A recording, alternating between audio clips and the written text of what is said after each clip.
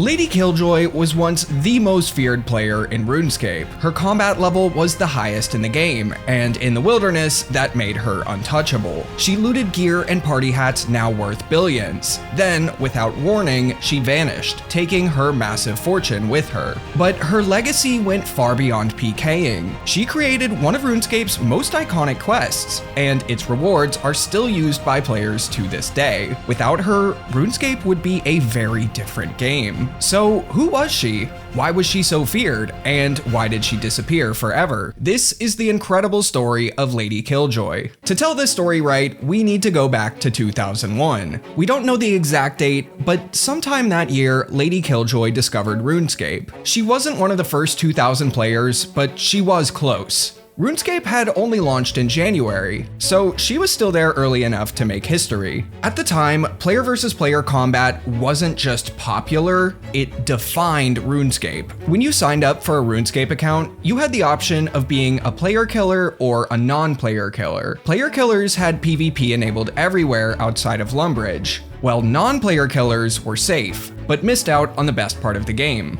There were no bosses, no minigames, no Grandmaster quests. The map was tiny, the content was basic, and PvP was the main attraction. Most players poured hours into training their combat stats, not just to destroy others, but to protect their progress. Banks could only hold coins, so dying meant losing everything you carried, except your 3 most valuable items. And sure, you probably didn't have much, but even your worst items felt priceless when they were all you had. In early RuneScape, death was brutal, and combat was everything. So when LadyKilljoy joined the game, like many others, she poured her focus into her combat stats. More specifically, strength. Her first few months of playing, she ignored pretty much every other combat skill besides it. Her accuracy was terrible since her attack level was so low, but if she hit you, it was like being mugged by a sledgehammer. And while her low defense made her easier to hit, it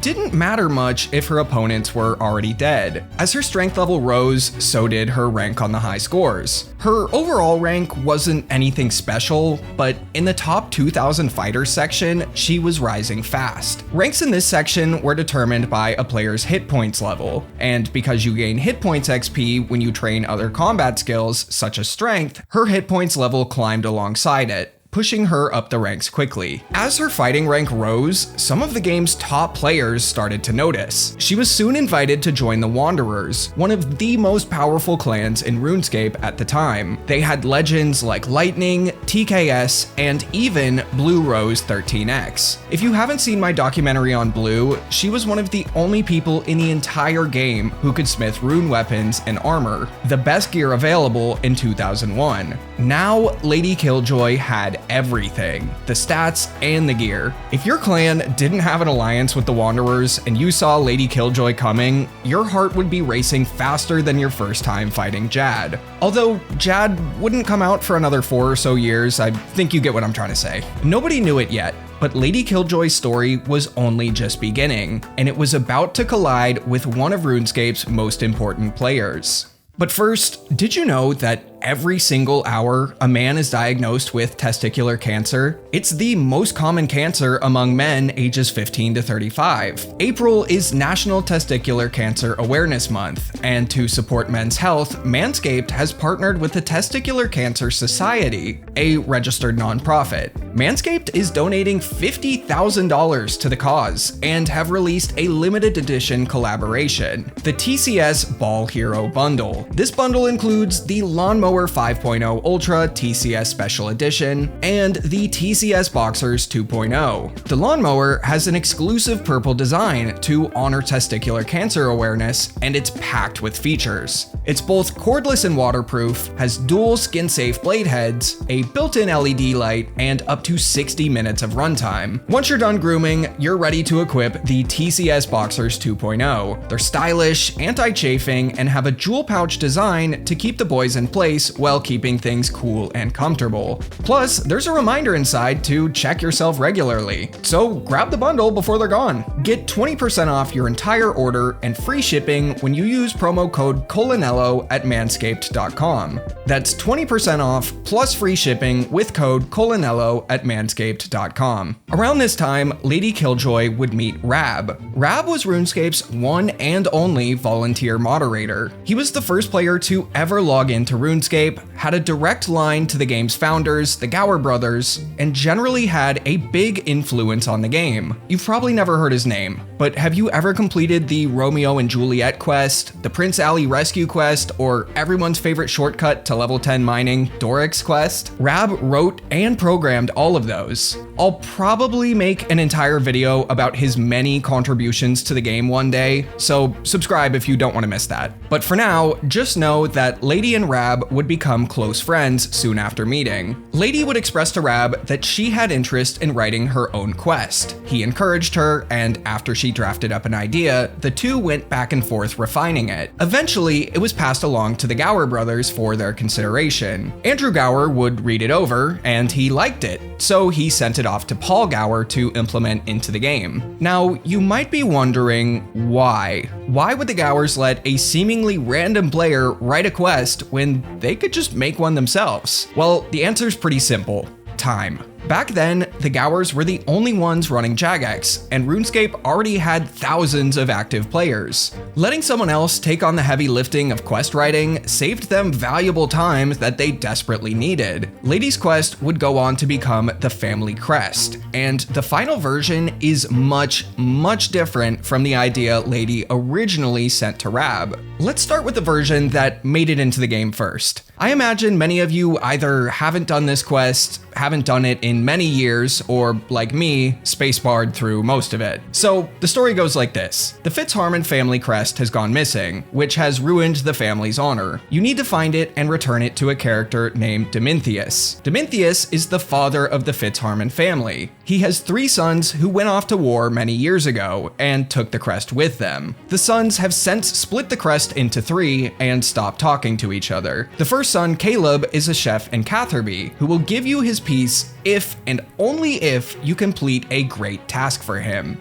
Gather the fish he needs to complete his salad. The next son is named Avon in Al-Kharid, who wants a ruby ring and necklace made from perfect gold. You then go through a dungeon maze, mine the perfect gold, make the jewelry, and then you get his piece of the crest. Last is Jonathan, who is a wizard. He's been poisoned by spiders, but don't worry, he's bravely walking around his room in the Jolly Boar Inn doing absolutely nothing about it. If you cure his poison, he'll tell you that the final crest piece is being held by a demon named Chronozon in the low-level wilderness section of Edgeville Dungeon. He can only be killed if you use all 4 elemental blast spells on him at least once. Once you kill him, he'll drop the final crest fragment. Now, on day 1, Chronozon was actually located in the lava maze in Deep Wilderness, but Jagex moved him after a large number of complaints. I wouldn't be shocked if high-level players were camping this spot looking for some easy targets. Anyway, now that you have all of the crest pieces, you combine them, return to Domintheus, and quest complete. In return, Domintheus will reward you with a pair of steel gauntlets, but the real reward comes from his sons. Each one can enchant the gauntlets to give them a different bonus. Caleb, the chef, offers the gauntlets of cooking, which reduce the chance of burning certain types of fish. Avon gives you the gauntlets of goldsmithing, which boosts the smithing experience you gain from smelting gold bars. And Jonathan, the wizard, can enchant them into the gauntlets of chaos, which increase the damage of elemental bolt spells. But there is a catch. When this quest was released, you could only pick 1 pair, and then you were stuck with that pair forever. If you picked the gauntlets of goldsmithing,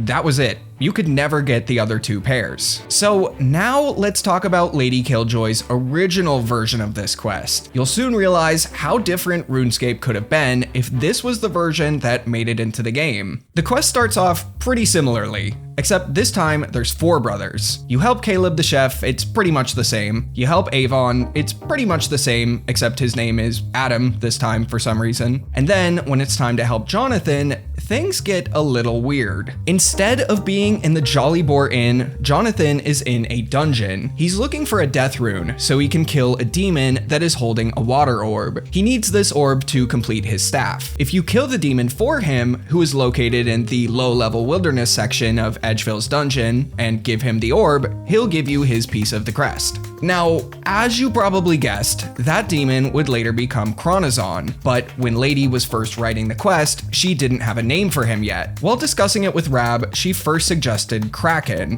which kind of works, except, you know, that's a fish. Then she pitched Damien, probably inspired by the Omen, which honestly is pretty cool. And after that came Cerberus and Hydra, before Rab finally suggested the name Chronozon. I found it kind of funny that 3 of the names Lady suggested would eventually go on to become real bosses in old school RuneScape, just not demon bosses. So back to the quest. You kill the demon, return to Jonathan, and oops, he's been possessed by a spider. So you need to find him a poison antidote. Once you do and he's recovering, he'll tell you about the 4th brother, Michael. Michael was the fiercest warrior in the wilderness, and he was last seen near the lava maze. Once you track him down, he challenges you to a battle, and once you win, he gives you his piece of the crest. You then return to Domintheus, and as a thank you, instead of giving you steel gauntlets, you are given the family's best shield, the Dragon Shield. Pretty cool, right? And honestly, not that far off from the quest we eventually got.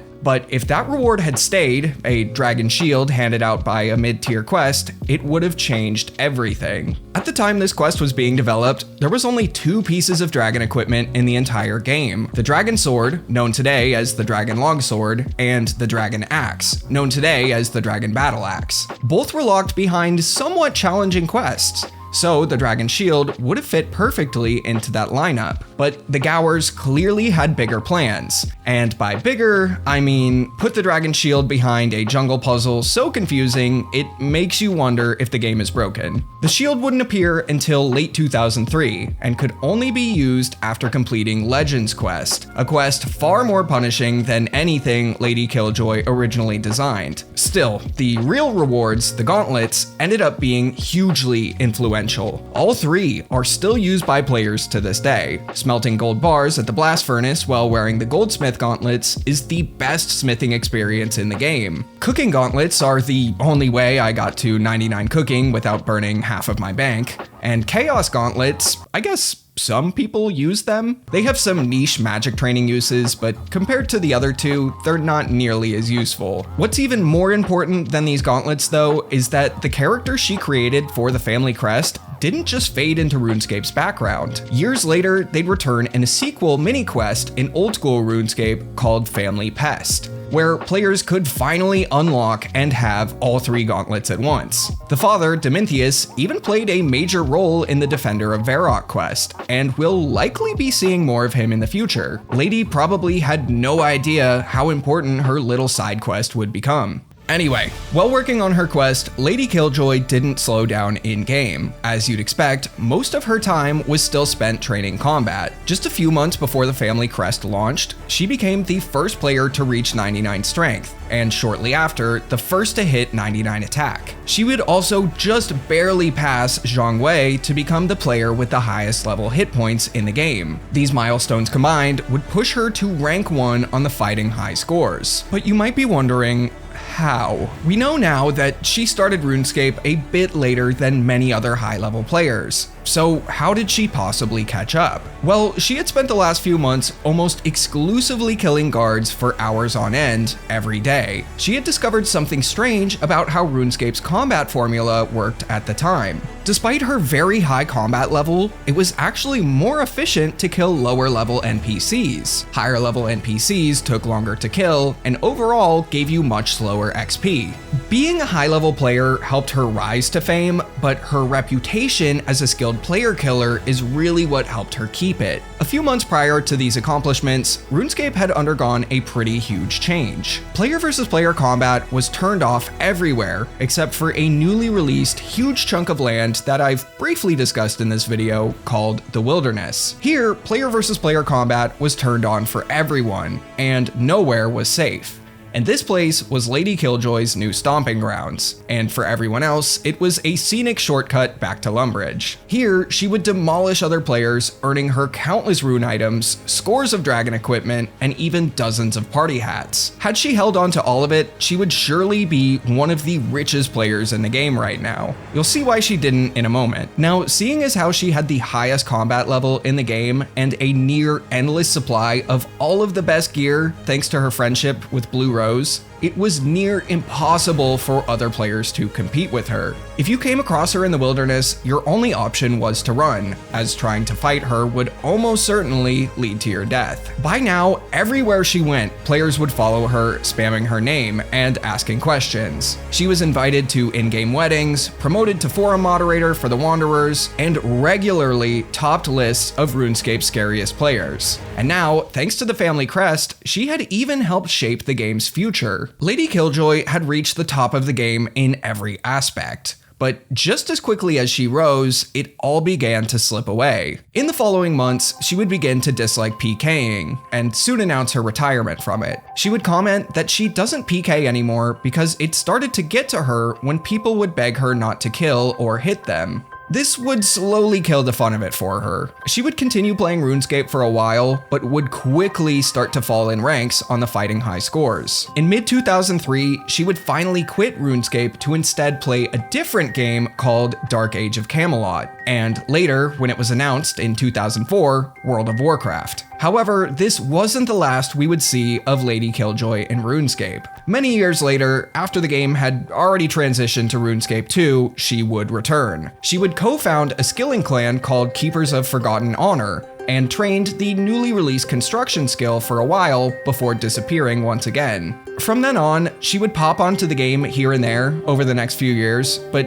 never stuck around. In 2008, she made a forum post that perfectly captured how out of place she now felt in the game that she once dominated. So I've been wandering around the last few days on RS. Just wow how things have changed so much. I've been lost in some city for a day now. Anyway, what is max combat level now? And where the heck did PKing go? It was a surreal moment. LadyKilljoy, once the most feared player in RuneScape, now completely lost in a world that had moved on without her. A few months after that post, something strange happened. LadyKilljoy logged into RuneScape once again, but players soon discovered it wasn't her. Unfortunately, her account had been hacked, and the hacker would take all of the valuables she had earned while PKing. That would be the last time anyone saw her account in-game, and in July of 2014, Jagex released the usernames of former members who hadn't logged in for over 2 years, as well as the usernames of non-members who'd been inactive for more than 6 months. LadyKilljoy's name was among them, and just like that, it was gone, taken by a player who, if you check their stats, clearly isn't her. Although LadyKilljoy has long vanished from RuneScape, her legacy lives on in the character she created, every gauntlet worn, and every player who panic clicks the logout button in the wilderness. Check out the video on the right, all about why RuneScape's housing market collapsed. In 2001, houses existed in major cities like Varrock that players were going to be able to buy and live in, until they all vanished without warning.